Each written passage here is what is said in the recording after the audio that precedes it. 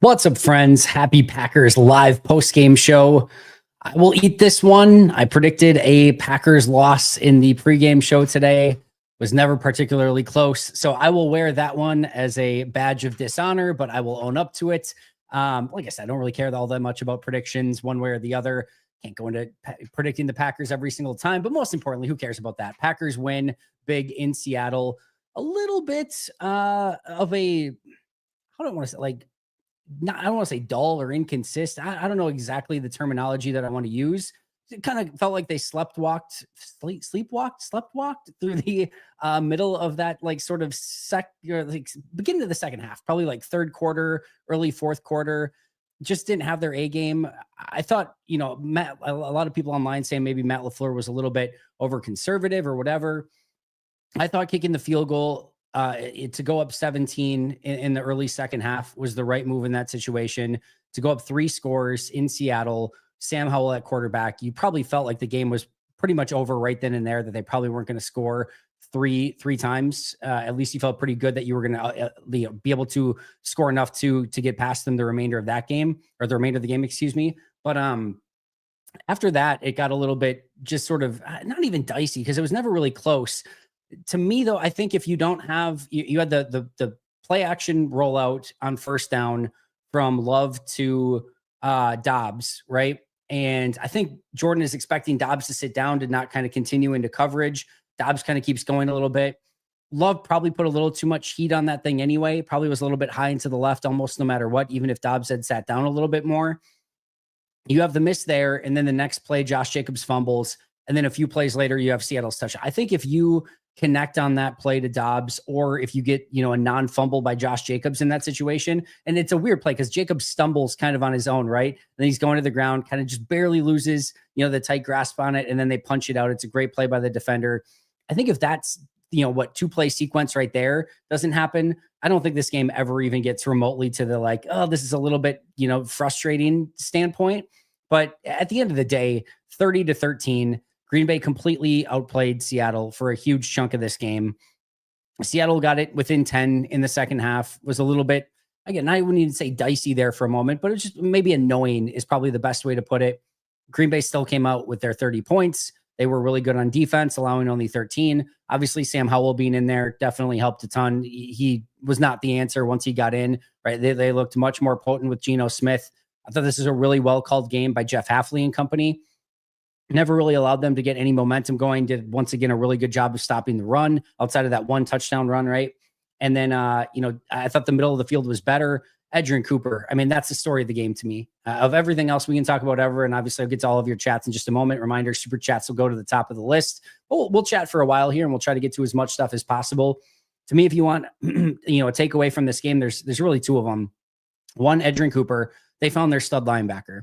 Like, we already kind of knew that. He's already been really freaking good. He's a playmaker consistently, constantly. He's a difference maker out on the field. The entire defense feels night and day different when he's out there. It's not even remotely close. Like, he's a stud. He's a playmaker. He's going to, I think, not only be a Pro Bowler, but an All-Pro. Like that to me is a huge takeaway from this game. And I think the other one is the pass rush. Now, let's just be crystal clear. Seattle's offensive line is very bad, but they've played some poor offensive lines earlier this season and still couldn't take advantage of that. I do think Kenny Clark is playing better. Rashawn Gary had a nice sack. Carl Brooks sack. Brenton Cox sack. Edrian Cooper is involved in the pass rush. I think a ton of hits in this game, multiple sacks. It was consistent and constant throughout the course of the game. And to me, that is a huge step in the right direction. And maybe this is just another Titans performance, right? Where they had 8 sacks in that game, and you get this sort of big blow up where it looks really good, and then it kind of regresses back the next week. We will see. But the Saints next week will potentially, they could have Derek Carr, either a beat up Derek Carr, or potentially, my guess is it'll be Spencer Rattler, based on the performances today from Rattler and Haener. They could have an opportunity to get after the quarterback again in that game, and hopefully that kind of continues. But we've talked about it. We went over the to-do list for Green Bay. You want to see them consistently get better, getting the pass rush to a level that it could be potentially a difference maker come playoff time was almost job number 1 on that list. And this was a step in the right direction, no matter how you feel about Seattle's offensive line. So I thought that was a huge takeaway. And then Edrian Cooper, of course, being an absolute stud is a huge takeaway as well. Great to see Romeo Doubs back. I mean, it makes you really think about that Lions game, right? Because look at what Romeo Doubs and Edrian Cooper did in this game. I mean, you have one of those guys against Detroit, and it probably feels a little bit different. And I'm not making any excuses. Listen, if you want to compare and contrast the injury reports for Detroit and Green Bay last game, you will take the trade-off of all the players that Detroit had missing in that game. So I'm not making excuses for it. I'm not saying that any of that, right? Detroit earned that win, not taking anything away from them, or I know the referees, but we don't need to talk about that. The point being is you can tell how much of an impact Edrian Cooper and Romeo Doubs have on the game. And they were massive, I thought, today. That last catch by Romeo was unbelievable. I mean, for him to go down while diving and then catch that ball and then keep it up in the air so it doesn't hit the ground, get that knee down. I mean, just tremendous stuff from him. So I think there's a lot of positive takeaways from this one. I think you want to see this team have a little bit more of that killer instinct. I think there were opportunities to go out and do that, and they just didn't execute on those opportunities always. I don't think this was a cowardice thing by Matt LaFleur or anything like that. I didn't see it that way. It just felt like there were some real opportunities to take advantage, and they didn't always do that. And, tip your cap a little bit to Seattle's defense as well. They could have folded. They didn't. They kept fighting through the middle of that game and making it difficult on Green Bay. I would have loved for this to have been like a 41-6 game and really just kind of, again, go through them. Tough to complain about a 30-13 win on the road against a potential playoff team.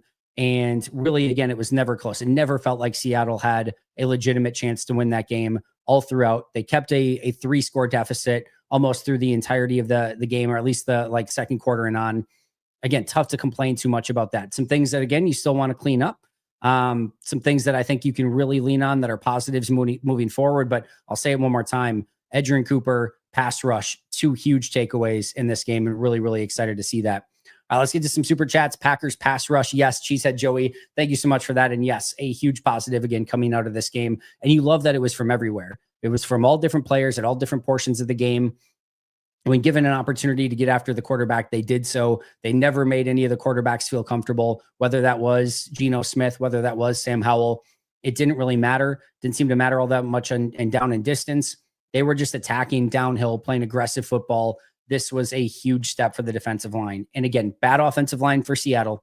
There's no two ways around it, but it's a step in the right direction. And I think, again, it has to be a key takeaway from this game. Love's best of the season. Only one missed throw, in my opinion. I thought there were some deep ball opportunities. The first underthrow to Christian Watson where they got the PI, I thought maybe was a little bit more on purpose. It's tough to say always. I thought the one at the end of the game was underthrown. And again, you obviously had that miss to Romeo Doubs. I thought he played really efficient football. Once again, mistake-free football. And again, I think these are solid days from Jordan, solid games from Jordan, no question about it. But I think there was a few more opportunities there, but I love the way that he's taking care of the football. Never really put it in harm's way, found the right place to go with it, delivered more often than not. Pretty consistent overall game. Maybe a couple plays that he could have made more here and there, but this is a good, solid performance from Jordan. I don't know that I would say it was his best of the year, but I would. My guess is this game grades out pretty well for Jordan. Just maybe a couple plays that he would have liked to have backed, but again, we're probably getting into the nitpicky region if we're going in that direction. So I think overall, solid game from Jordan. Most hated Minnesotan gifted 5 Pack-A-Day memberships. If you're one of the 1,227 people in here, we got 5 gifted memberships. So hopefully 5 very happy Packers fans. Hope that you check those out, enjoy it, and maybe stick around a little bit longer than the 1 month gift here from Most Hated Minnesotan. But MHM, I appreciate you a ton and always coming through clutch with those gifted memberships. You're the absolute best. Baby QB, this game won in the second half by the defense. Yeah, I thought the defense really brought it all throughout the entirety of this game. And there were some miscues in the first half, especially in the secondary. Looked like maybe some miscommunications, a couple guys getting open a little bit too easily. I do think that there probably would have been some more opportunity in the second half of the Seahawks had Geno Smith stayed in there. But this was still overall a very good performance by the defense. Had there not been that turnover by Josh Jacobs, I'm not sure that they would have allowed a touchdown in this game. You still would have liked to have seen a little bit better adversity defense in that situation, getting the ball back. But you got the big interception by Carrington Valentine. You got the interception by Edrian Cooper, multiple sacks, only allowing 13 points, not allowing the run game to get going, not allowing anything fluky to happen.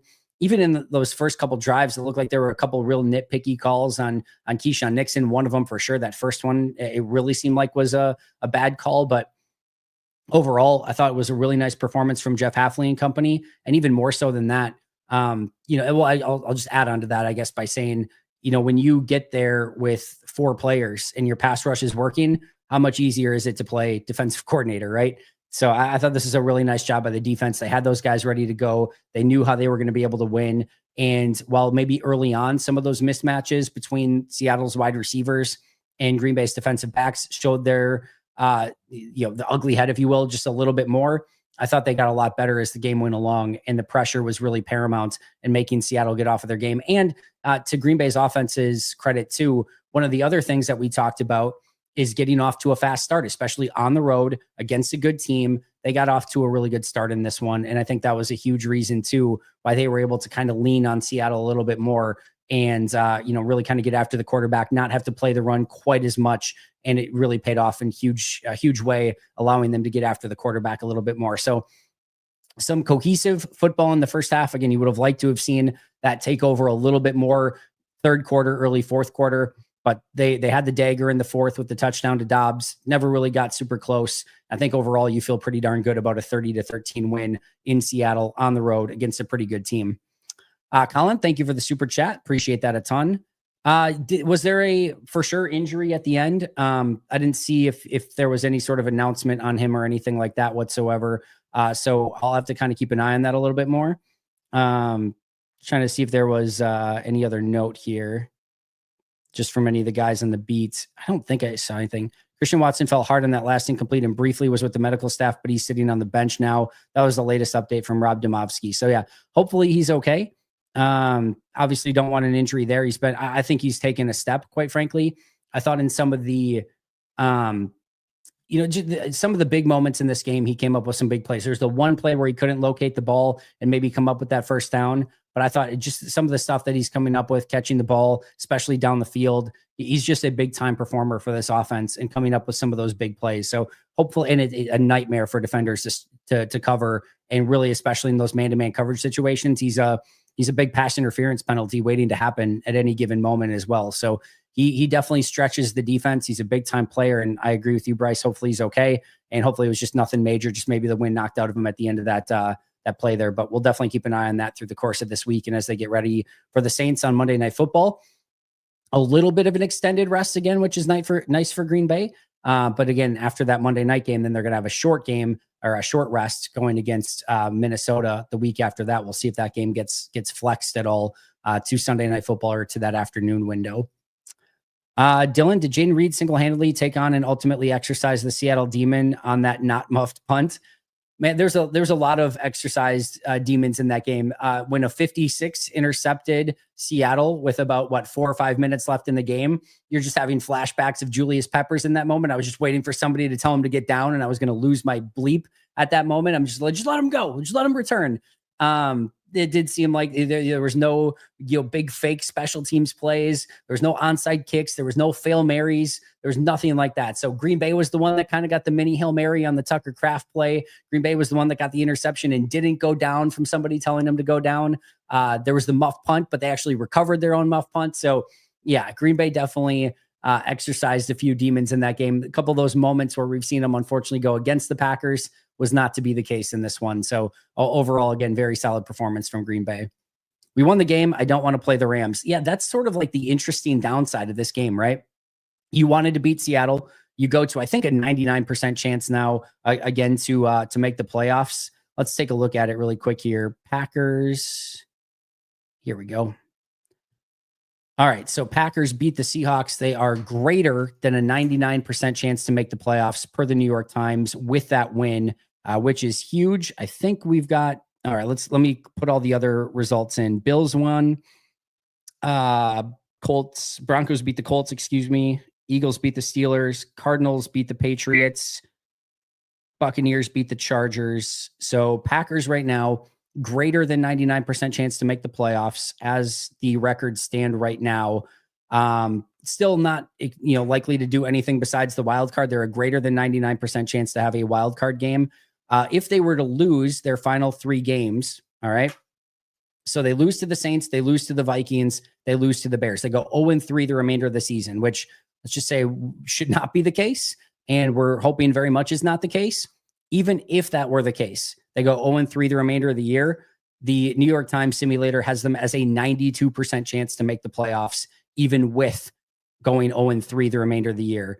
If they beat the Saints, let's see, they go to 100% chance per the New York Times. If they beat the Vikings, they go to 100% chance. If they beat the Bears, they go to 100% chance. So it seems like they are, no matter what, one win away from basically clinching, at least per the New York Times simulator. So big win from Green Bay there. But yes, you do enter into this interesting scenario where now it is the Rams who are that NFC West leader and not Seattle. And I agree with you. I do not think you want to see the Rams as your first opponent on opening week. Now, Green Bay's had a ton of success against the Rams. Matt LaFleur has sort of owned Sean McVay up until this point, but they are playing an entirely different brand of football. And those last two wins against the Rams, right, this year was no Cooper Kupp, no Puka Nacua.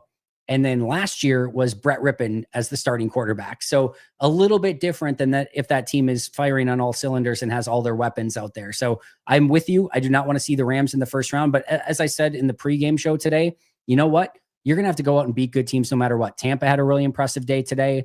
Obviously, Philly, Detroit, Minnesota, whoever it ends up being in some of those opening matchups is going to be very difficult. So I don't think there's going to be an easy out in the playoffs.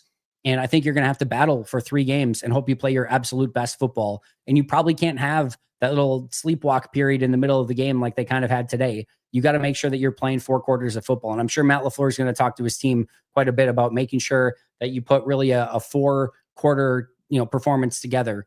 And I thought they just fell a little bit short of that today, but tough to nitpick too much when you have that sort of overall dominant performance against the Seahawks on the road. Worried that Love pulled his groin again. I know he was a little bit shaken up. We'll kind of get word on that. It looked like he was still mostly mobile enough towards the end of the game. So I'm hopeful that it's not anything that is anything serious. And again, you do get at least a little bit of an extra day off this week with the Monday night game coming up next week. I mean, theoretically, if there was any concern, you could probably play that game with Malik Willis if you really wanted to and give him a little bit more rest, but hopefully he's just okay. And it's not a big deal one way or the other. And I don't know, there might be scenarios where Green Bay could clinch before Monday night even comes across, right? So we'll have to see what the playoff clinching scenarios are going into this week. What do you love most about Edrian Cooper's game? Darcy, I've told this story before. We were in, I think it was training camp by this point. I think it was training camp. But Paul Brettel and I were standing next to each other, as it happens quite a bit, usually during the course of camp, and just looking at different stuff. And there's a play, I think it was the number ones versus the ones, the Packers offense versus the Packers defense, number ones. I don't know if it was a red zone drill or a move the ball period or what it was, but there was a play where Coop was in at inside linebacker and they blitzed him, and he shot through the line so fast and disrupted the play. And I think even made Jordan Love do a bit of a double take of like, how are you here? Like when he got his head around and saw Coop, I think it was Love at that point. Like, how are you there now? That should not be a thing. And the play happened. And as soon as it happened, Paul and I both just turned our heads and looked at each other like, holy shit. Like it's not normal. Like we've seen, like you have Quay at linebacker, right? Who, for whatever you want to say positive or negative about Quay, does not lack for speed and athleticism. And this is just a totally different level. I mean, he looks like prime freaking Earl Thomas out there at linebacker, like just 4.3 40 speed. It looks insane. It looks absolutely insane at his size and that speed at linebacker coming from depth. And all of a sudden he's just there. I mean, it literally is like Nightcrawler-esque. And I'm talking the X-Men character here, which is like, and he's there. And it's like, that shouldn't be possible. And there are things that Edge can clean up in his game. And we talked about it in pregame of like, there have been some misalignments. There have been some missed assignments. Like he has to be able to clean up that portion of his game and just be well-rounded. What if I told you that Edge is doing this without that confidence yet and without that 100% understanding of the playbook and with missing some time and like, right now, what if I told you that he gets all that stuff down? Can you imagine the player that he's going to be when he understands the nuances of the game, when he has the entire playbook memorized, where he doesn't have to sort of be thinking out there on the field? I mean, he's a human missile. And I can't even tell you, like, And you saw it in this game. I don't even need to explain it to you. You saw it in this game. He was everywhere. He even made 2 special teams tackles in this game, which we might need to talk about, maybe making some, do we still want him on special teams, right? But like, if Xavier McKinney was not on this team, I think we might already be having the conversation, at least starting to have it, of like, is that guy the best defender on the Packers? And like, I think only Xavier McKinney is probably saving us from having that conversation already. He can be that good. I mean, he can be that freaking good. He's a star. I mean, you don't even necessarily always have to have him doing all the right things or line up. Like, he's just going to find a way to make plays. And I think they're doing a phenomenal job, and especially in this game, in putting him in positions to be successful. I mean, man, almost has an interception earlier, jumping around, gets an interception later. He's knifing into the backfield. He's making stops all over the place, tackles for, he's just everywhere, just absolutely everywhere. And I said this as a non-pun for, you're playing in Seattle, and of course they have the 12th man. He makes it feel like you have a 12th man on defense, because it's almost like he's in 2 spots at once. Like, is just pure, unadulterated, ridiculous speed. It is always unfathomable to me when you have 22 guys on the field that are some of the absolute best athletes in the world, just superstar freak athletes, right? And how one of them can look like they're playing at a different speed than everyone else is just always mind-numbing to me. And what Edrian Cooper has is just that. He looks like he's playing at a different pace than everyone else, and he's a linebacker. We're not talking like Jahmyr Gibbs can do that at times. Well, he's a running back. Like Tyreek Hill can do that at times. Well, he's a wide receiver. We're talking about Edrian Cooper looking that way as a linebacker. It's really fun. It's really exciting. And hopefully, again, he gets those nuances of the game down. I don't even know that it matters. You just use him. He's just a wild card. Like, you just use him as a wild card. Know that, hey, sometimes you might get some stuff wrong, but like, the good on that side of the ledger is just going to completely outweigh any, potential negatives on the other side of the ledger. He's a star in the making. It's really, really fun to watch. Daniel Whalen's punting style will force a couple of muff punts. That looks so tricky to catch. I wanted to post a picture of that ball kind of like floating like this, just the video, and be like, wow, the UAPs are even over Seattle at this point. Like, that's what it looked like. Just one of those like spinning UAPs up in the air. Not the best game from Daniel Whalen. I think we can pretty much say that did not have the consistency as a punter that you are used to seeing from him. A couple mishit balls for sure. But he's still, again, really, really good for Green Bay. And I agree. I think what he's able to do to get you kind of just unsure of yourself at the catch point, yeah, it wouldn't stun me if Green Bay got a couple more muff punts through the course of the year with what he's able to do to kind of put that spin on the ball. And kudos to NBC and Chris Collinsworth for kind of pointing out just how difficult it makes it to catch that punt when it's kind of fluttering like that. But yeah, big time stuff from him. Still like to see a little bit more consistency in that game, but the point still stands. Fenrir, thank you for the super chat. Packers facing as bad or worse O-lines beforehand, still lost. Huge credit for defense for exploiting a weakness and disrupting momentum. Props. I agree with you wholeheartedly. To me, this is a bad Seahawks offensive line. They've played bad offensive lines earlier this year, to your point, and have not taken advantage of those matchups and have not won up front. And I mean, you just have to go back. I know it's the opposite side, right? But look at last week against Detroit, where you felt going in that the Packers offensive line had this huge advantage against Detroit's defensive line, and they didn't take advantage of it. Those mismatch, and look at in this game, right? Seattle's wide receivers, you felt like going into this game had a huge mismatch on Green Bay's defensive backs, and it didn't play out that way. Just because on paper it looks like you have a mismatch doesn't always mean that you're going to come up with those big plays or that it's going to play out that way when you actually get into the game. So kudos to Green Bay's defensive line for stepping up. I do feel like it's trending in the right direction overall, and that's what we really need to see. It is so hard for you to win in January and in February if you don't have a line that can consistently win up front. And now it's still time to stack success. It's still time to do it against better offensive lines too. But to me, this is still a very positive step in the right direction for this Packers defensive front. Mike Hebring, aka Packers superfan, thank you for the chat. A run defense and a pass rush in the same game. Yeah, not too many weaknesses for the Packers defense. A couple miscommunications earlier, a couple penalties. You had the one run by Charbonnet. But overall, what did they end up with for overall stats here? 56 plays, 208 yards for Seattle's offense, 3.7 yards per play, only 128 total passing yards, only 80 total rushing yards. Yeah, you feel really, really good. And then you force 2 turnovers as well. You feel really, really good, I think, about the defensive game plan and execution in this one. Aided definitely by Green Bay getting a lead, aided definitely by Sam Howell having to come in. But I think you have to feel pretty pleased with how they performed. Outside of, I guess, maybe Charbonnet, I mean, he had 8 carries for 54 yards, a 6.8-yard average, and a touchdown, including a 24-yard long. You know, maybe that's something you would have liked to seen a little bit better. But I mean, again, we're getting pretty nitpicky at that point. And again, Green Bay was mostly worried about stopping the pass once they were up by 3 scores. So if they want to run the ball, you're a little bit more willing to let them run the ball at that point. Thought overall, good run defense, good pass defense, getting after the quarterback. Started up front. I said it in the pregame show.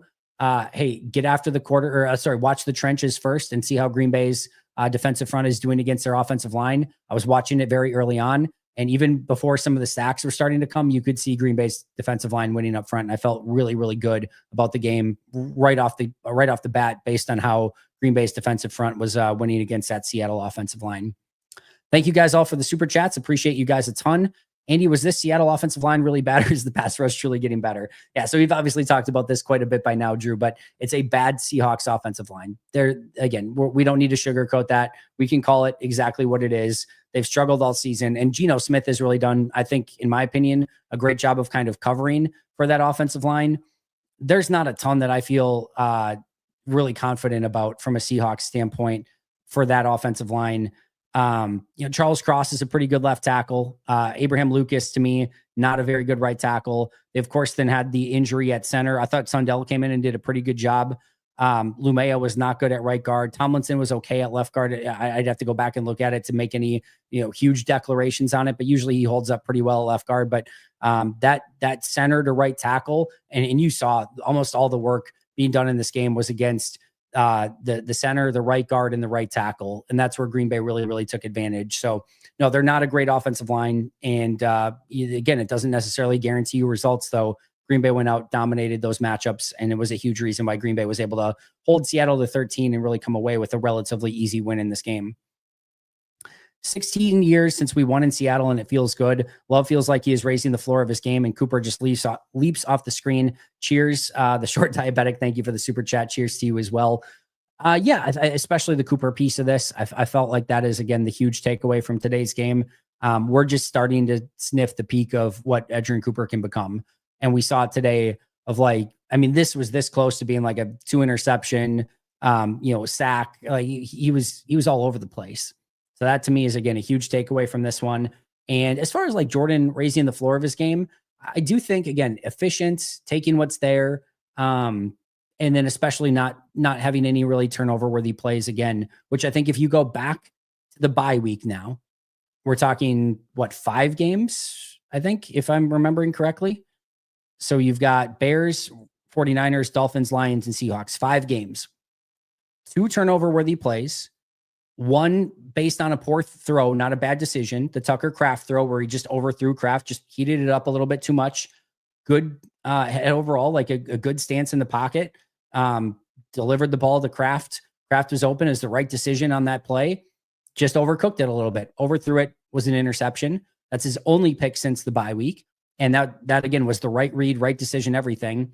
And then there was the play to Christian Watson where the defender undercut it. I think that was the 49ers game. And Christian Watson had to play defensive back on that play and kind of break it up. That's his only poor decision, I would argue, in the last 5 weeks. So 1 bad decision, 1 bad throw, 1 interception total over the course of 5 games coming off the bye. Against some pretty good defenses too, and a variety of different defenses.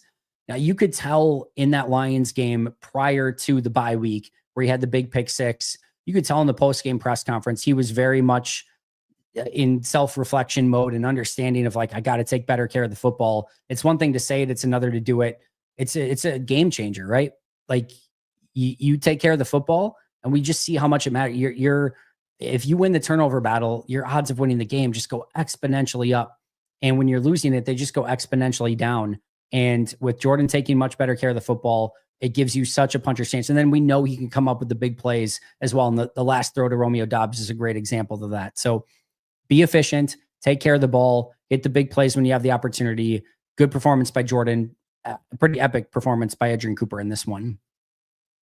Duff, thank you for the chat. Solid game in all phases. Got the firm win, and Lions fans finally stopped running their mouths for now. A great day. Yeah, pretty good day overall. We'll see what happens in Vikings Bears tomorrow. 49ers, of course, losing to the Rams again gets the Rams in that conversation, which is not ideal. Tampa Bay playing some good football, maybe not ideal. So you get a little bit of a mixed bag this week, but anytime you get a Packers win, a Lions loss, you feel pretty good about it. We'll see what happens in Bears Vikings tomorrow. Bears not even playing today, got eliminated from the playoffs. Things you love to see. So yeah, I think overall a pretty solid day of football for Packers and their fans in this one. And let's just be clear here. I don't think the Lions are super. How do I want to say this? I don't think the Lions are Super Bowl contenders.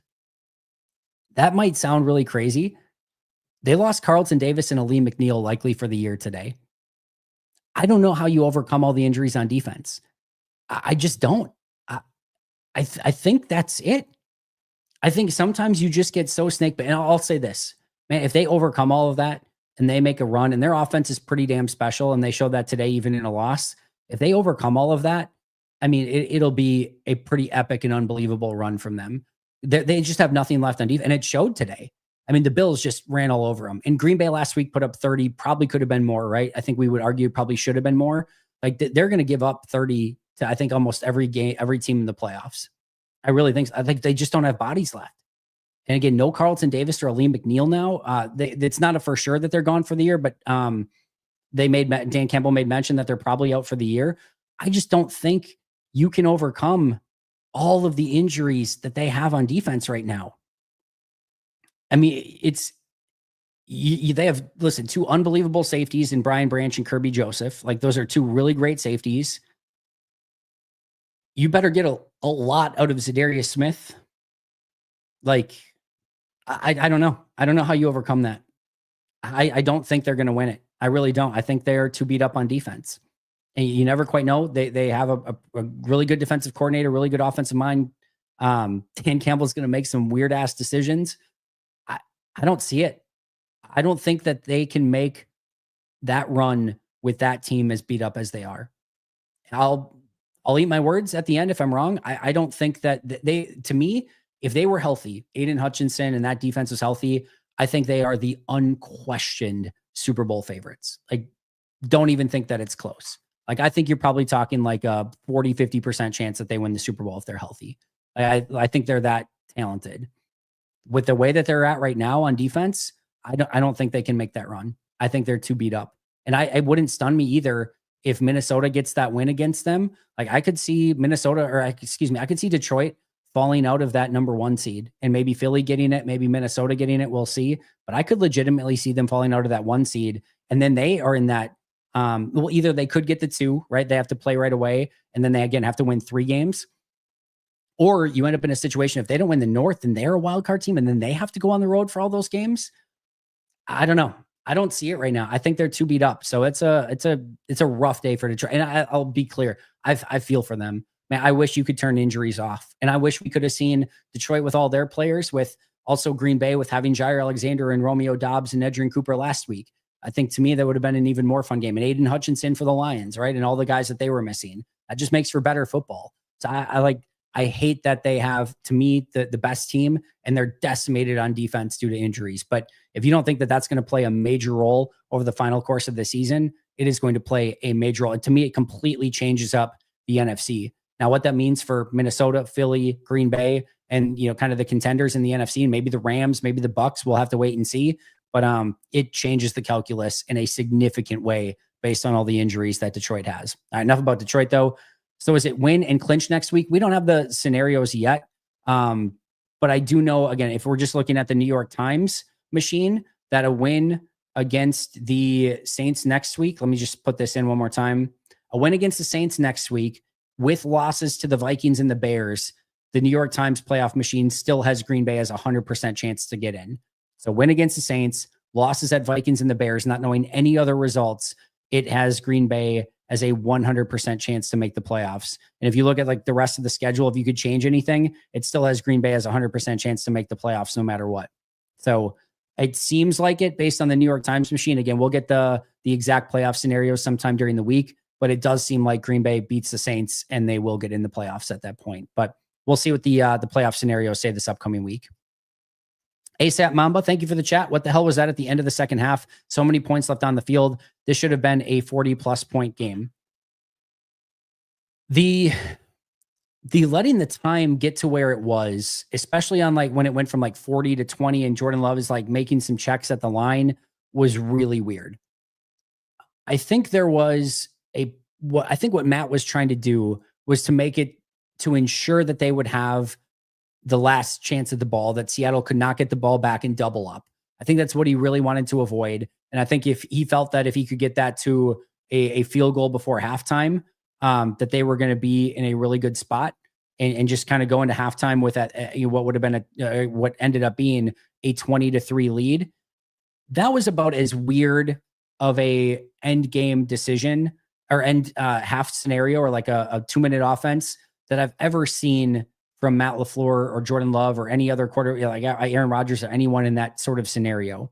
It was really weird. And again, I think most importantly, they really wanted to make sure that they were going to end with the ball and end with an opportunity to kick a field goal to go up 17 at halftime.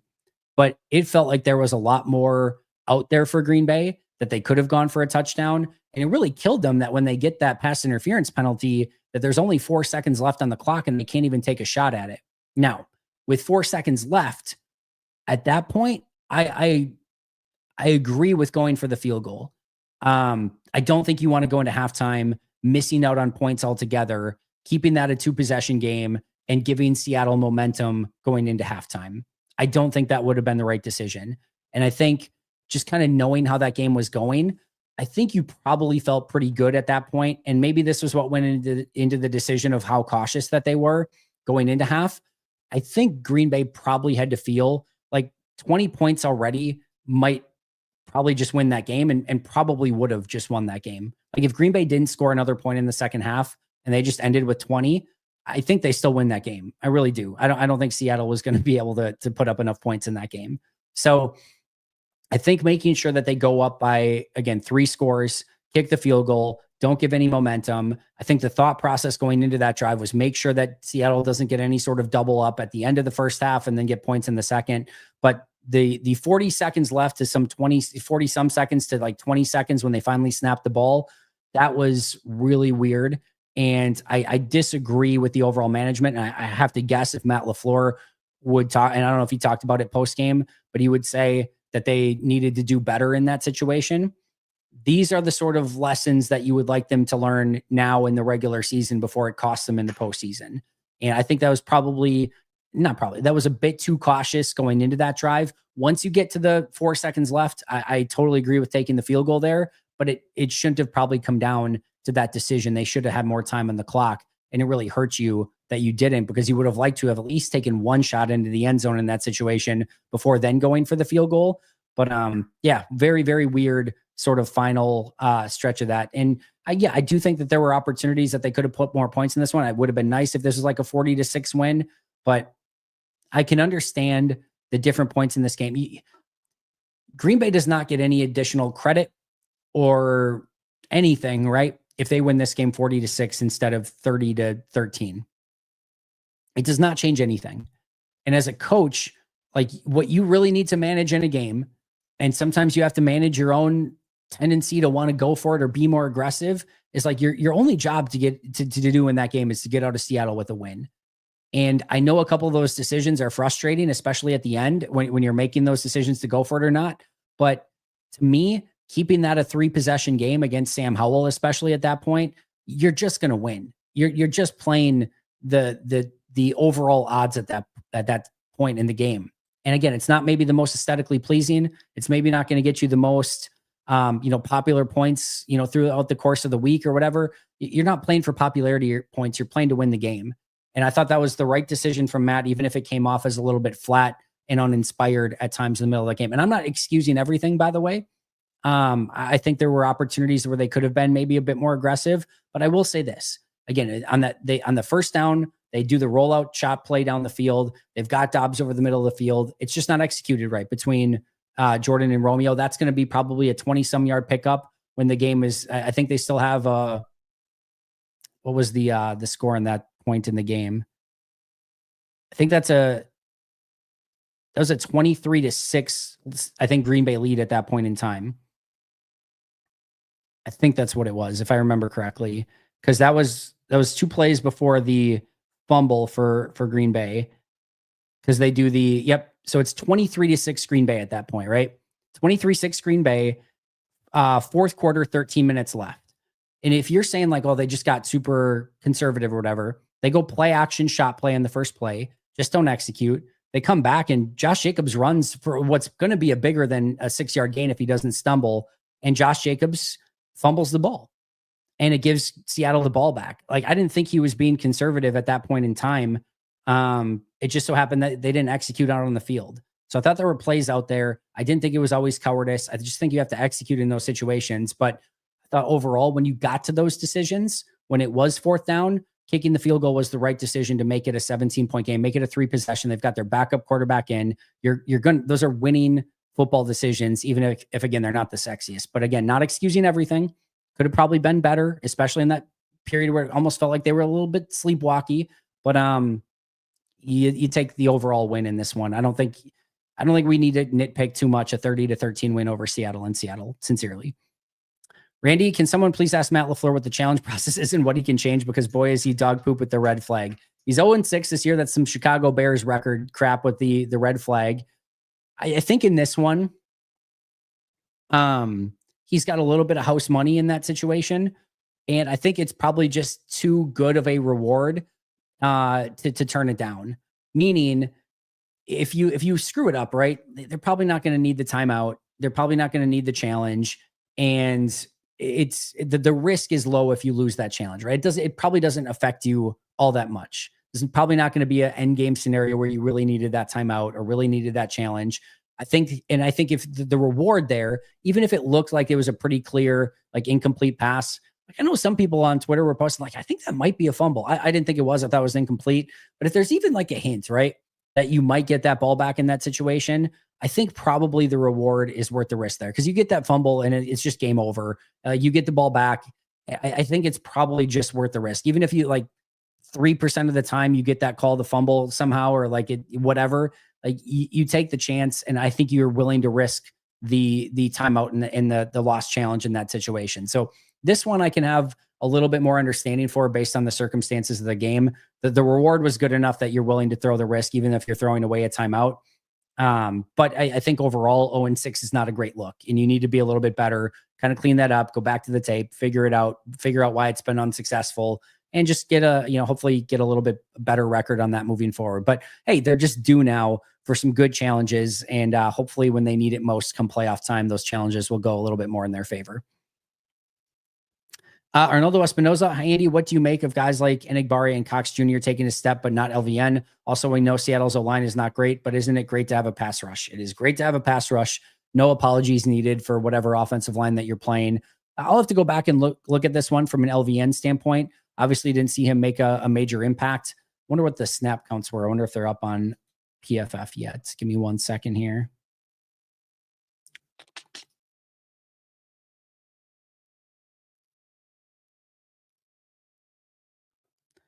All right, so defensive end, Rashawn. So there were 59 defensive snaps in this game for Green Bay.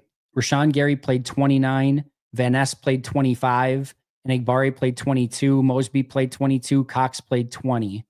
That was the breakdown in this game. So LVN did have the second most technically with 25. They were all within 9 snaps of each other, those 5 rushers. So again, Gary at 29, Van Ness at 25, Enigbari 22, Mosby 22, Cox at 20. So yeah, you probably would have liked to have seen LVN maybe have a little bit more of that impact. But I'll have to go back and watch the tape. I do feel like he's been playing better football as of late. I just don't know that he's ever going to be this dynamic pass rusher, right? And we'll see. We'll see. We'll let's look back at the All-22 as we kind of get later in the week, and we'll see what kind of performance that he did. But would I've liked to have seen him come up with a couple sacks in this game? Sure. But maybe he had a couple pressures that just kind of went out, without us noticing it in real time, or at least without me noticing in real time. And we'll see what the tape says this week. My balls itch. Good to see you, my friend. If Devontae a Hall of Famer and rank him to Sharp, Sterling is probably the best non-quarterback Packer I have seen. Devontae should be a Hall of Famer. I would very much argue. And I'd have to go back and watch a lot more Sterling Sharp to have. Now, obviously, I saw him in his prime, but I was 10, 11, 12 years old at the time, 9, 10, 11, 12 years old at that time. So it's a little bit more difficult. And it's not like I was watching all 22 of Sterling Sharp. Not only did it not exist, I was, again, 9, 10, 11 years old at the time. To be fair, if the all 22 existed, I wouldn't have put it past me to be watching it at 9 years old. But yeah, again, I'd have to probably go back and watch that a little bit closer to have a really educated opinion on it. I will just say this. They are both phenomenal wide receivers, both worthy of Hall of Fame careers, in my opinion. I think they win in two totally different ways. Sharp was a really great wide receiver that was super powerful, super strong at the point of attack, and also super fast, great at the catch point, great in separation, great at run after the catch. He did a little bit of everything. He was just a beast. He was just an absolute beast at the position. Devontae, I would argue, a bit more of an artist at the position, consistently able to have unbelievable releases and unbelievable routes and just get ridiculous separation, great yards after the catch, great catch point wide receiver, unbelievable late hands, and then just toe drag swag for days, right? And we saw that again today for the Jets. Pick your poison. I think if you want to argue Sterling, not going to argue against you. If you want to argue Devontae, not going to argue against you. So yeah, they're both phenomenal. Very happy that both of them were Green Bay Packers. Very bummed that neither of them were able to win a Super Bowl as a member of the Green Bay Packers. Both were definitely deserving, but both tremendous, tremendous players. All right, we went over that. Did you do it twice, ASAP Mamba? All right. So, well, thank you for doing it twice. Sorry I didn't get 2 years a little bit sooner, but I appreciate that. With Jacobs, I believe Green Bay wanted the Colts, Jordan Taylor. Yeah. So if you're pointing armchair Packer to like, now we can understand why the Packers had interest in Jonathan Taylor this past year. Like, yeah, I think you can understand it a little bit of why they maybe wanted that bell cow back. But listen, Jacobs has been a huge piece of this team. Obviously want to clean up that fumble. I think the offensive line still needs to do a better job. When they had the ability to kind of lean on Seattle in this game and just kind of put this game away from a running standpoint, they weren't really able to do so. So I do want to see a little bit more consistency from that Packers offensive line. But again, you can very much see why they've wanted that kind of that bell cow back. And Josh Jacobs has been a huge addition for them. What the hell do Matt be challenging? Again, we went over this a little bit. To me, again, the reward is probably worth the risk, even if it's a 95% chance that you lose that challenge in that situation.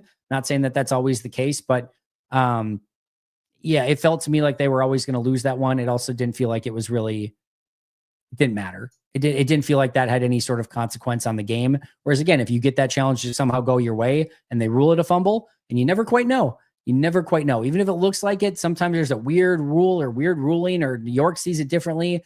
There's a different camera angle somewhere. You never quite know. So the reward was probably worth it there, but obviously 0 for 6 is not good enough on the season. Wish we could get 60 minutes of all gas, no breaks. I feel you. I do. Let me just say, there are a lot of teams that would love a 30-13 victory at any point in the season against any team. If the Chicago Bears beat the Seattle Seahawks on the road in Seattle 30-13, we might not ever hear the end of it.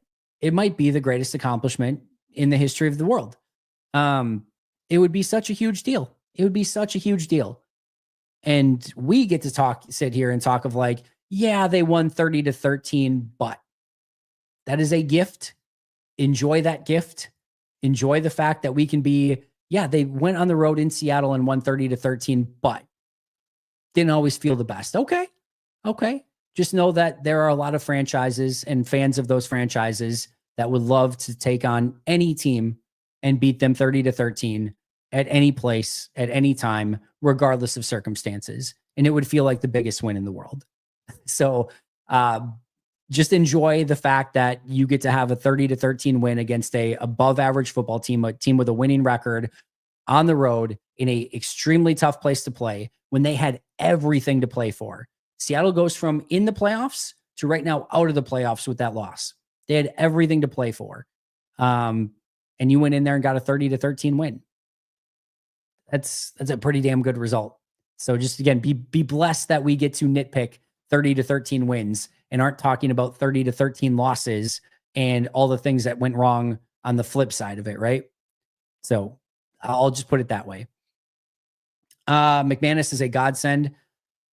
Just, I don't want to talk about it because I don't believe in jinxes, but with special teams, I'm a little bit more sensitive. Okay. He looks really good.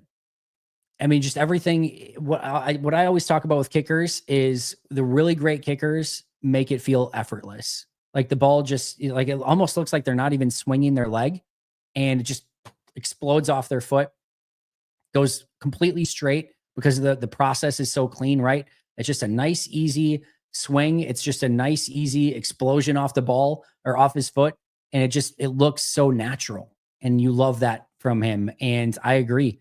I mean, the difference between what we saw earlier in this year, where it felt like everything was overkicked and everything was so erratic and pressure filled and butt clenching and everything else, to just go of like, oh yeah, McManus is out there. That feels good.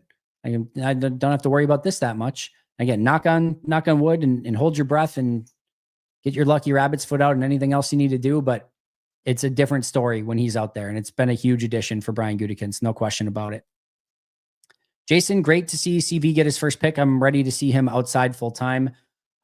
I still think that there is at least a conversation between Nixon and Valentine there. When Bullard comes back, we'll see. Do you want Bullard in the slot with Nixon and Jair outside? Do you want Nixon in the slot with Jair and Valentine outside? There's still, to me, some conversations of what like the best 5-man defensive backfield is. To me, Xavier McKinney, Evan Williams, and Jair Alexander are the no-brainers there. But then how do you want Bullard, Nixon to be used, Valentine, etc.? But what I can't do anymore of is this conversation of like, oh, Eric Stokes versus Carrington Valentine. No, to be fair, first glance in this game, seemed like Stokes had a good game. It seemed like it. I don't know. We'll have to, again, kind of wait till the all-22 comes out and get a better glimpse of it. But it felt like this was better. It didn't feel like he was giving up anything of note in this game. So hopefully the tape looked good for Stokes, but there's still no competition to me. Carrington is better than Stokes, needs to be out there more, and there should not be a 50-50, flip in this game between those two. Now, in this case, you don't have a choice, right? You're out of enough defensive backs where it's going to be Stokes and Valentine on the outside and Nixon in the slot with Williams and McKinney at safety. And there's no real debate on anything there. But once everyone's healthy, I still think there's some question of who your best 5 is, but there should be no question that Valentine is the better, more impactful player than Eric Stokes at this point. B. Brown, thank you so much for being here. And thank you so much for being a member for 3 months. Appreciate that a ton. And gifted 5 Pack-A-Day podcast memberships. You are the best, my friend. Appreciate you a ton. Ben Rear, can we talk about penalties? Packers keep getting penalties on key plays in offense and defense. Same games, just few, but others like 10. Young team is no excuse. Penalties are why they got 30, not 40. We can talk about it. To me, I don't think they had many penalties in this game. And I know you said there's only a few or whatever, but it's 5 penalties for 27 yards. To me, that's a pretty big non-issue. I love striving for perfection, and I love striving for this team to be better. Like, we need to have a little leeway to be like, hey, it's not always going to be perfect. Like 5 penalties for 27 yards is a pretty good result overall. I mean, if you look at Seattle in this one, right? Again, not to always compare or whatever, but like Seattle had 5 for 108 yards in this game. That seems worse. Like 5, there's worse things than having 5 penalties for 27 yards. There was another one in the red zone, which you would love to get cleaned up. I do feel like overall they've cleaned up the penalties to a pretty good extent. I would also say that especially that first Keyshawn Nixon penalty looked very ticky-tacky. The second one maybe a little less so, but also a little ticky-tacky. I didn't think that there was some of those that really probably needed to be called in those situations. I didn't think this was an overly egregious penalty game from Green Bay. I can live... If I will pretty much sign on the dotted line right now, if you told me every game Green Bay would finish with 5 penalties for 27 yards, I think I would sign up for that every single time. So can they clean it up in some key situations? Sure. Am I that nervous about it coming off this game? No. Do I think they've been better with it? Yes. So again, feel lucky that we can talk about 5 penalties for 27 yards and a 30-13 win, and that we get to nitpick those things. That is a blessing. Even if you don't recognize it on its face, it is very much a blessing. AA Langer, thank you so much for becoming a brand new YouTube member. Appreciate that a ton. Hope you'll check out all that extra content. Some great stuff from Ross Uglum, extra video with Aaron Nagler every week, extra members Q&A that'll be coming up. So appreciate you signing up, and thanks so much for checking that out. Wesley Bracken, still find it crazy not one game this season has felt smooth and in rhythm, and yet we are 10-4 and have one of the best offenses in the league. Yeah, still striving for that really great game. There's definitely been moments, right? There's definitely been some games that have been more complete than others, and this is a pretty complete 30-13 win. But this felt like more of like a 2.5 to 3 quarter performance from Green Bay, and they still beat a potential playoff team on the road in their house that had everything to play for by 17 points, and it never felt particularly close. But yes, I think there's things that they can improve on. No two ways, and it was a lot of the same stuff, right? A lot of the same things that we've been talking about, but some really positive steps in the right direction too, especially on a pass rush standpoint, getting off to an earlier start, taking the ball right away, going right down the field and scoring a touchdown on a really beautiful run-oriented drive. There's a lot of really positive stuff to take away from this game too. So I'm excited to kind of look at this in depth this week and look at the all 22, see the things that they need to clean up, but also be really excited about some of the things that they did a really great job of in this game. Alex, member for 8 months. I know you've got to keep some accountability and that Cooper can make some rookie mistakes, but for me, just give him the green dot, especially if Quay is out, unless it'll bog him down. Need to keep your best players on the field at all times. So to me, I would definitely not give him the green dot at this point. I would lean more towards give it to Xavier McKinney or give it to Eric Wilson or give it to whomever you need to make that work. I think you don't want his brain doing too much at this point. Like, let him just settle in and play football. The more he can just play football and the less that he has to do from that side of things, the better. Just let him go out and play. And really, the green dot should not affect him on anything except dime defense, right? And Green Bay uses maybe 4 to 5 snaps of dime defense every single game. Like, it's very, very minimal. And so if that's the one thing that you can't get him out there for, you're not losing sleep over it. You can still figure out a way to keep, whatever one linebacker that you want in there on dime defense. Those are usually like 3rd and 15, 3rd and 17 situations. Would it be nice if he was out there? Sure. But you can survive that. I'm not super concerned about. I would much rather have him not be the green dot and let somebody else do that and let him just go and be a freak playmaker and not have to think about all that stuff pre and post. Like, let him just make sure he's getting aligned correctly and knows his assignment, and then just let him play ball. So I eventually down the road, you can do that. I would not mess with that at all in 2024. Just my opinion. I think the more that you can, again, keep his head free and just keep him flowing, the better off you're going to be. So I would not bog him down with that and just kind of let him go out there and play. Wade, crowd cheering, go Pack Go is awesome. I totally agree. Really, really great performance from Packers fans in Seattle from this one. Absolutely loved it. Thought their presence was felt. You felt it early in this game. And just it's got to be demoralizing a little bit for the home team and home fans, and especially when you get off to a 14-0 start in this game. Like, really, really cool from the Packer fans in Seattle. Love to see it. Packers waste too many timeouts. Yeah, again, this is not anything I'm even remotely thinking about coming out of this game. I'd have to go back and look at what their timeout situation was in certain situations. In the second half, they were just more making, again, that they were in the right situations. Again, the challenge play was probably worth the risk. Don't have a major issue with that. They were in some, like, there was a play on a 3rd down where Seattle was showing like a 10-man front with only one safety and was looking like it was going to be an all-out blitz. And Matt just wanted to make sure they were in the right situation. In different scenarios, they probably don't take, maybe they don't challenge that play. Maybe they don't call some of those timeouts because they want to keep them, but they had a big enough lead and they wanted to make sure nothing stupid happened in those scenarios. So I didn't mind that. And in the first half, I always have more leniency with it. It's usually not going to cost you quite as much. And in fact, they went into the halftime with the timeout still in their pocket, if I remember correctly. So yeah, again, not even something I'm remotely thinking about coming out of that game. It was not a difference maker in that game. And I didn't think there was anything super egregious with the way that they utilized timeouts, other than not using one earlier in that. If anything, the thing that I'm coming out from a timeout of this game is like, they should have used one sooner when like the clock was at 40 seconds, call that timeout and allow your offense to get into a better position. Right. So to me, it's almost the opposite. I thought there was a time they should have used the timeout that they didn't, rather than the other way around in this one. Whiskey, the Gathering member for 9 months. Thank you for that. How worried are we about the Quay injury team-wise? Yeah, you definitely want him out there. He's been playing better football as of late, but I think you can survive that one. I thought Eric Wilson played well. I think in the Eric Wilson, Edrian Cooper combos this year at linebacker, the teams actually looked pretty darn good. I don't know, those two seem to kind of play off each other pretty well, but you would definitely like him back for the playoffs if possible and make sure that he's ready to go and playing some good football. You can tell he was frustrated. Obviously, don't want to see him hurt, but I think that's one that they can get through over the course of certainly the next few weeks of the regular season, hopefully against, New Orleans and Chicago and picking up those wins. And we'll see what happens against Minnesota, but hopefully it's nothing long-term. Hopefully he can be back for the playoffs. And I think that's probably your biggest thing right now is just get him ready to go come playoff time if need be.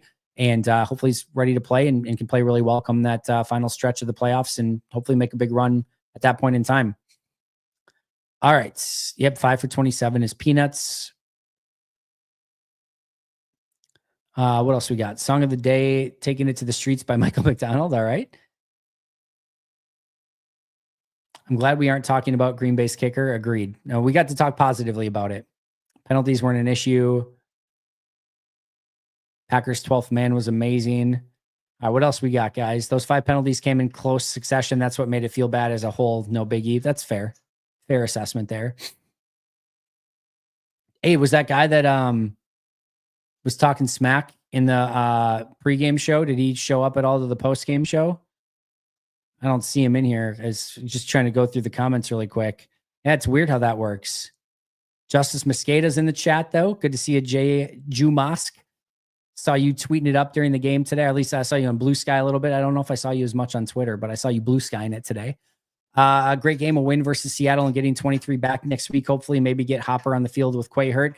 My guess is probably not. They've had multiple opportunities with Quay out, with Cooper out, to get Hopper on the field, and they've just not done so. So I don't think this is going to lead to more Hopper snaps. Now, if they clinch and want to try some crap out, maybe they get Hopper on the field a little bit, but I don't think this is immediately going to change to Hopper seeing the field. But and with them, potentially clinching sooner, they may be even more cautious with Jair moving forward and really make sure he's back to 100% before, because they're probably not changing anything up too much in their seeding. So we'll see. Don't rush Alexander back. Give him as much. If he needs all 3 weeks and to make him ready to go for the playoffs, I'd love to see him get some time on the field prior to going into the playoffs, but give him the time that he needs to heal up. I think that's going to be the more important one here. Amy, I agree. If there's any contract that they should be working with on my to-do list for the end of the season here, at the end of the regular season, that was my one non-kind of on-field thing is, hey, maybe talk to Brandon McManus, get his agent on the phone, see if we can get him set up with that 2025 contract at least. Yeah, I had a feeling that guy wasn't going to show up. Again, very weird how that works. Always willing to talk smack pregame, a little bit more quiet postgame, not showing up as much. Musgrave, again, I think you're in a situation with all these guys of, give them the rest that they need. You want as many of these guys going into the playoffs as 100% as possible, right? So you're, again, even if you lose all 3, you're like a 93% chance to be in the playoffs. You're probably not. And if you lose all 3, you probably don't deserve to be there anyway. But yeah, you rest the guys that need to be there and that need the rest. And, you should still beat New Orleans. Like they could be missing Jair and Quay and whoever else is a little bit banged up, and you should in Musgrave, and you should still get this win against New Orleans at home, Monday Night Football, regardless of who's at quarterback, whether it's Rattler or Hainer or Derek Carr or Bobby Hebert or, if Archie Manning in his prime comes back, then maybe I'm a little bit more concerned. But yeah, most quarterbacks in the history of the Saints, Drew Brees, obviously that would be an issue, but yeah, you feel pretty good about this game coming up against New Orleans. Eric, thank you for that super chat. The Go Pack Go channel on the opening drive let everyone know the PNW has and will always be Green Bay West. I should know. I live out there. Yeah, it was a great performance today from the Packer fans. Do you play Jair next week going against a beat-up offense or rest him, considering it's just going to be up to the medical? Like if he's 100%, if you get the go-ahead, like, hey, he's 100% good to go, I would probably still put him on like some sort of snap count, and I would like to ramp him up through the remainder of the season. But if you're not 100% sure, give him another week. And then maybe in that game against Minnesota, maybe you get him out there 20, 25 snaps. Maybe in that final game against Chicago, again, you ramp him up a little bit more. But, I would love to see him get on the field. But the biggest thing is his health. No question about it.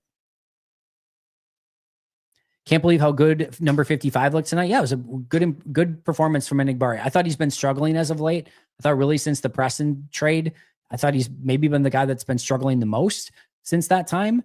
So really great to see him have that performance today. Really, really great. Hopefully that's a step in the right direction for him. I think there's a talented football player there. I think he just has to kind of put it together, gain a little bit more consistency. I think he's probably always a number 3, number 4 kind of defensive end, but today was a really nice day from Enigbari. I thought he looked really, really good. I will be at the game on Monday in the press box. Should be there in the press box on Monday if everything goes according to plan. So shouldn't be any issue with that, but yeah, should be there Monday in the press box. What are Green Bay's chances on winning the division? I know it's still slim, but there's still a chance, right? Basically, Detroit would need to lose the remainder of their games. So just to kind of give you an idea of where Detroit is at here. Give me this. Give me 1 second. So Detroit's remaining schedule is at Chicago, at San Francisco, Minnesota at home. So Detroit would have to lose next week in Chicago. Not great odds. Then they'd have to lose at San Francisco. It's not great odds. And then they'd need to lose to Minnesota at home in that final week. Not super great odds there. Even if that happened, all right, Minnesota tomorrow, would need to lose to Chicago in Chicago. Not great. Actually, that might be in Minnesota. Where is it tomorrow? Yeah, that's in Minnesota. So they need to lose at home to Chicago tomorrow night. It's not great odds. And Green Bay would need to win out against New Orleans, Chicago, and Minnesota. So 3-0 from Green Bay, 0-3 for Detroit, and Minnesota loses to Chicago tomorrow. That's your path. Not ideal. Let me just play that out really quick here in the simulator. So Green Bay wins out.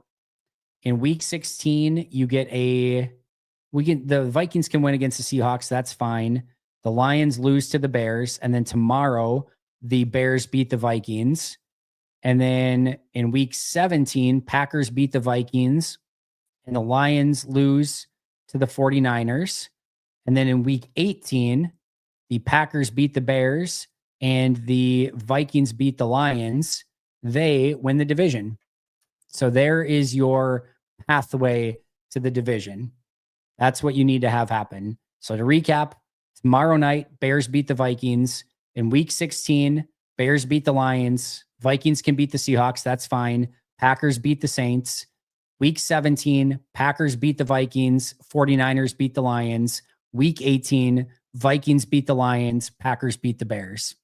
There's your pathway to winning the division. You could enter that in as a parlay right now if you want, and that will pay you some serious money if that thing hits. So if you want the Packers division champion parlay, go put even $10 on that right now, and you should get a pretty sweet return on your investment if you think that can happen. Let's see. Andy, love to see you're still here. Trademark Packers 2024 win, right? Love Jacobs and Cooper were my MVPs, especially 56 thoughts. Yeah, very, very Packers 2024 win. And loved Edrian Cooper in this one. He would be my MVP of this game. Yeah, Bears have to beat the Vikings and the Lions. Not going to happen. Yeah, and then lose to the Packers, right? So you're a big Bears fan up until the final week. Yeah, just not going to happen. Also, if Philadelphia loses to Washington, Dallas, New York, then Green Bay is the 1 seed. Yeah, just add on one more to that parlay, just to kind of go into the 1 seed as well. So, yeah, why not? Actually, that's 3 because I think they need to lose all 3, right? Because Green Bay would lose the tiebreaker with Philly. So, yeah, I think they need to lose all 3 of those. All right, friends. Any last questions before we get out of here? I have to do still a rewatch. Got to get the audio podcast uploaded. Need to then do the video for tomorrow. Prep for the radio show tomorrow. So I'm hoping to get a 4 a.m. bedtime and then get up at around 7:30 for the radio show tomorrow. So it's going to be a long night, but it's going to be a fun night. It's always easier. Got the energy drink going. It's always a little bit more fun coming off a nice win against Seattle where Edrian Cooper was balling the hell out. Plus 45,000 on FanDuel. All right, there you go.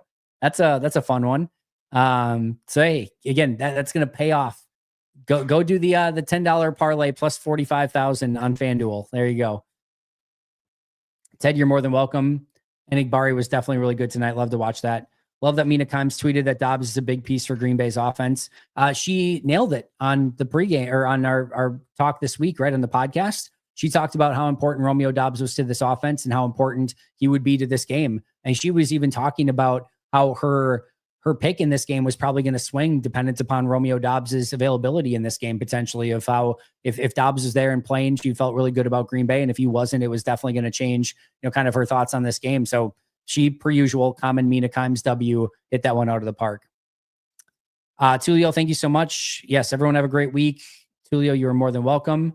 Radio show info. So you can find me in Milwaukee on 105.7 and 12:50 a.m. The Fan. If you are in Milwaukee, again, 105.7 or 12:50 a.m.